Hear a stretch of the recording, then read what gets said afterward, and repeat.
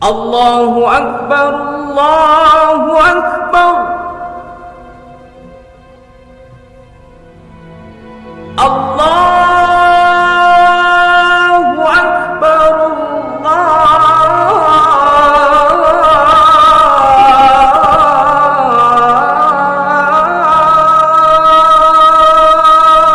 Akbar. Dalam Islam, perbuatan baik dan perbuatan buruk memiliki kedudukan yang sangat penting dalam menentukan moral dan etika umat. Pemahaman dan pelaksanaan nilai-nilai Islam berkaitan erat dengan tindakan sehari-hari yang dilakukan oleh individu. Di tengah gemerlapnya kehidupan masyarakat global, terdapatlah kehidupan umat Islam yang penuh makna. Mereka hidup dengan landasan ajaran agama Islam, di mana perbuatan baik dan perbuatan buruk menjadi pilar utama dalam membentuk karakter dan moral. Setiap harinya, umat Islam diingatkan akan pentingnya melakukan perbuatan baik sebagai wujud ketaatan kepada Allah dalam membantu sesama, memberikan sedekah, dan menunjukkan kasih sayang kepada makhluk Allah. Umat Islam berupaya menjalankan nilai-nilai kebajikan yang diajarkan oleh agama mereka. Ketika seorang pemuda rajin beribadah, membantu sesama, dan menjalankan perintah Allah, ini adalah contoh nyata dari perbuatan baik yang tercermin dalam kasih sayang dan empati terhadap sesama manusia, sesuai dengan ajaran Islam yang mendorong untuk berbuat kebaikan tanpa mengharapkan imbalan di dunia. Namun, di sisi lain, ada juga cerita tentang perbuatan buruk yang menyesakan hati umat Islam. Seorang pemuda yang gemar berjudi, mencari harta benda, atau menyebarkan fitnah kepada sesama umat Islam merupakan contoh perbuatan buruk yang harus dihindari. Islam menekankan pentingnya kejujuran, keadilan, dan menjauhi segala bentuk kejahatan. Dalam ajaran Islam, perbuatan baik bukan hanya sekedar luar biasa, melainkan menjadi gaya hidup. Berlaku adil, berbagi rezeki, dan menjauhi perbuatan yang merugikan diri sendiri dan orang lain adalah prinsip utama yang menjadi panduan hidup umat Islam. Sebagai umat Islam, tanggung jawab untuk menjaga kebaikan dan menjauhi perbuatan buruk menjadi amanah yang harus diemban.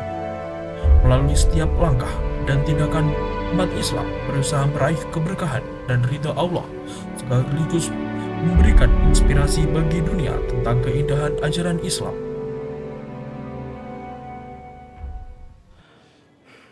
Allah menciptakan manusia dengan bermacam-macam kepribadian, bermacam-macam suku, dan bermacam-macam pemikiran. Allah tentu saja bisa menciptakan manusia serupa seperti apa yang Ia inginkan. Tetapi Allah menginginkan manusia diciptakan beragam-beragam dan manusia diciptakan memiliki kemauannya sendiri, seperti yang terkandung dalam surat Yunus ayat 108, di mana Allah berfirman, "Qul ya ayyuhan nasu qad ja'akumul haqqu mir rabbikum faman ihtada fa innama yahdi li nafsihi wa man dhalla fa innama yadhillu 'alaiha wa ma ana 'alaikum biwakil." Yang artinya, katakanlah, hai manusia, sesungguhnya telah datang kepada kalian kebenaran Al-Quran dari Tuhan kalian. Oleh sebab itu, barang siapa yang mendapat petunjuk, maka sesungguhnya petunjuk itu untuk kebaikan dirinya sendiri. Dan barang siapa yang sesat, maka sesungguhnya kesesatan itu untuk kecelakaan dirinya sendiri. Dan aku bukanlah seorang penjaga terhadap diri kalian.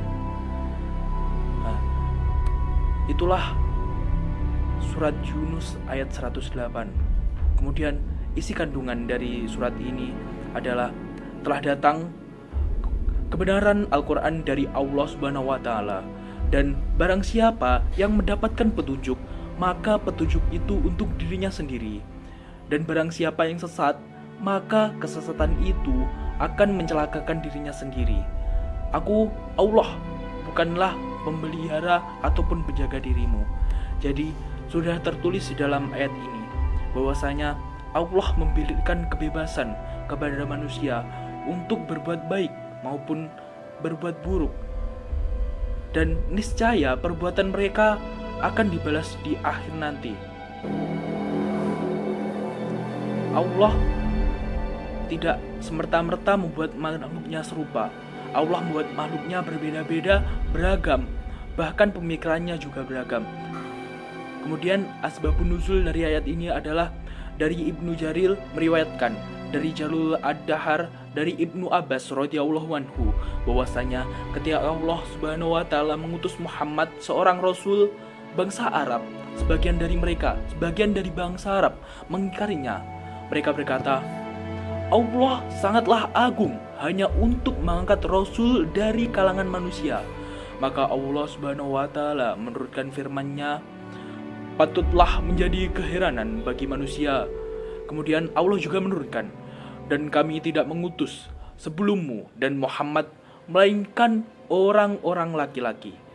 Setelah Allah berulang kali menunjukkan hujahnya kepada mereka, mereka pun berkata, kalaupun manusia, maka selain Muhammad tentu lebih berhak menerima risalah.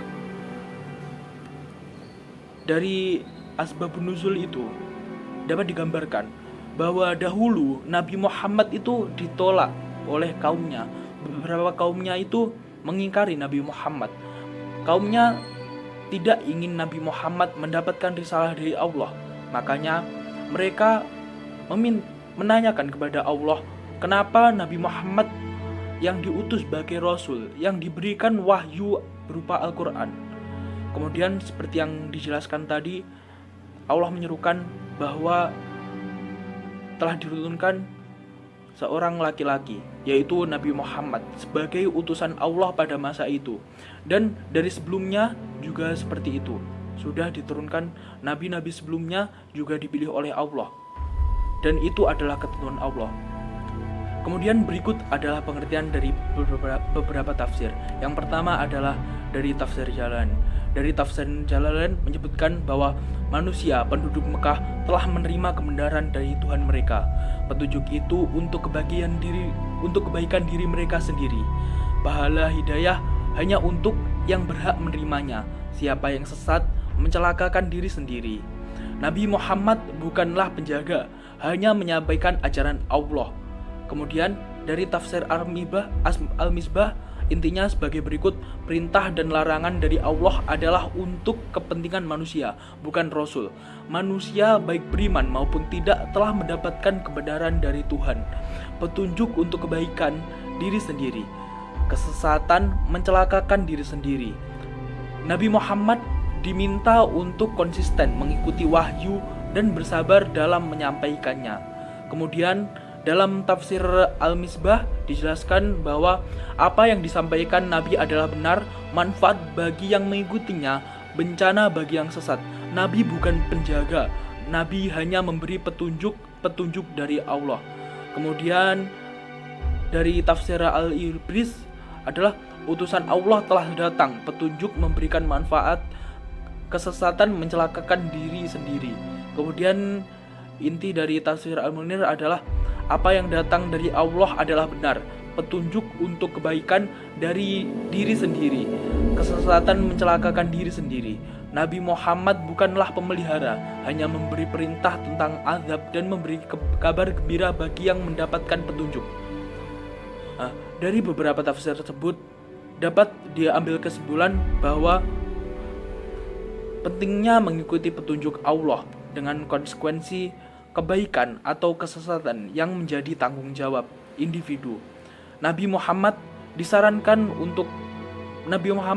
diminta untuk tetap konsisten dan bersabar dalam menyampaikan wahyu, sementara petunjuk dan hidayah hanya berasal dari Allah, bukan dari siapapun, bukan dari Nabi Muhammad sendiri. Petunjuk itu datang dari Allah. Allah memberikan petunjuk kepada manusia-manusia. Nabi Muhammad hanya berperan sebagai penyampai wahyu-wahyu Allah. Kemudian surat Yunus ayat 108 tadi juga diperkuat dengan sebuah hadis. Hadis tersebut sebagai berikut: Wadagaro Abu Daud qala Ani Hasan ibni Abi Ja'far an Abi Subir an Jabir qala Rasulullah sallallahu alaihi wasallam qala Jibril sallallahu alaihi wasallam ya Muhammad isma si'ta fa innaka mayyit wa ahibu man ajbabta fa innaka ma fariku wa'malu ma si'ta fa innaka malaki, yang artinya mengacu pada Abu Daud yang mengatakan dari Hasan bin Abi Ja'far dari Abi Az-Zubair dari Jabir berkata, Rasulullah SAW bersabda, Jibril berkata kepada Rasulullah SAW, ya Muhammad, hiduplah sekehendakmu karena kamu pasti akan mati. Cintailah seseorang sekehendakmu karena kamu pasti akan berpisah dengannya. Dan beramallah sekehendakmu, kamu pasti akan diberi balasan. Nah, jadi apa sih hubungan dari ayat tadi dan hadis ini? Nah, di sini sama-sama dijelaskan bahwa manusia diperintahkan untuk melakukan perbuatan yang mereka inginkan, melakukan apa yang mereka inginkan. Namun, niscaya nantinya perbuatan tersebut juga akan mendapatkan balasan dari Allah Subhanahu wa taala. Perbuatan baik juga akan mendapat balasan yang baik. Begitu pula sebaiknya perbuatan buruk juga akan mendapatkan balasan yang buruk. Kita sebagai manusia harus tetap berbuat baik. Kita harus mengikuti apa yang diajarkan Nabi Muhammad kepada kita. Kita harus senantiasa berbuat baik dan terus menyebarkan agama Islam seperti yang diperintahkan Nabi Muhammad dan seperti yang tertulis di Al-Quran. Kita harus menjauhi seluruh larangan yang diperintahkan oleh Allah, sehingga niscaya insya Allah kita nantinya akan mendapatkan tempat yang baik. Mungkin itu dari saya. Saya Reki Zakaria, mohon maaf bila ada kekurangan.